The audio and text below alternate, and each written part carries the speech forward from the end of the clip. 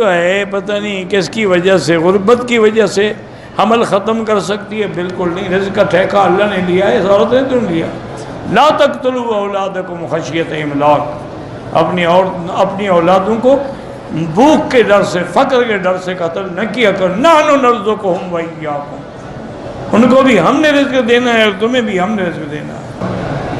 कहीं अगर आलिम ना हो, कोई एक आदमी हो जिसको जनाजे की दुआ आती है, मुसलमान तो है ना, पढ़ा सकता है। एतकाफ़ के दौरान में मस्जिद नबवी में एहतलाम हो जाए तो निकल जाओ, जाके गुस्ल करके वापस आ जाओ। मैं आपसे दिल से प्यार करता हूँ, अल्लाह पाक आपकी जज़ाए खैर दे। आप मेरे लिए दुआ करते हैं। गैर मुस्लिम लड़की को सदका खैरात दे सकते हैं, तुम ये सदका खैरात लड़कियों को क्यों देते हो? लड़के मर गए, कोई चक्कर है? सही